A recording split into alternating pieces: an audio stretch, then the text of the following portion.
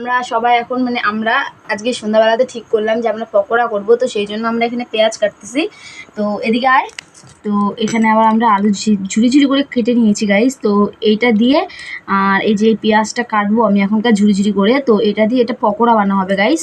তারপরে তোমাদেরকে আমি দেখাচ্ছি, ঠিক আছে? তাই এতক্ষণ তোমরা একটু ওয়েট করো। আমি এখানে বেশি কিছু অ্যাড করব না, আমি তোমাদেরকে পুরো ভিডিওটা দিব, তোমরা শুধু দেখতে থাকো, ঠিক আছে? এর মধ্যে পেঁয়াজ ঝিরিঝিরি করে আলু আমি দিয়ে দিয়েছি, সেটা তোমাদেরকে দেখালাম।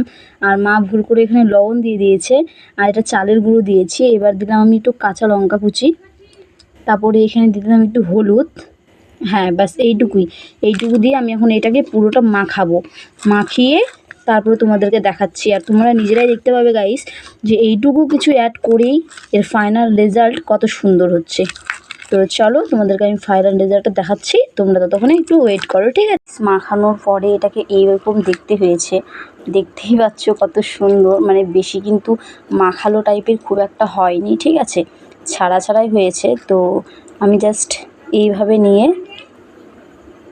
পকোড়াটাকে ভাজবো। তো চলো তারপরে তোমাদেরকে দেখাচ্ছি যেটা পুরোপুরিভাবে ফাইনাল রেজাল্ট।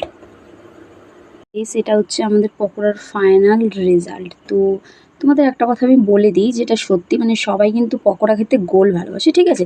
এবার আমি কিন্তু গোলটা একটু খুব কম পছন্দ করি, তো সেক্ষেত্রে আমি একটু এই চ্যাপ্টা সাইজেরই বানাই। তো দেখো কত সুন্দর হয়েছে, তোমাদের একটা হাতে নিয়ে আমি দেখিয়ে দিলাম।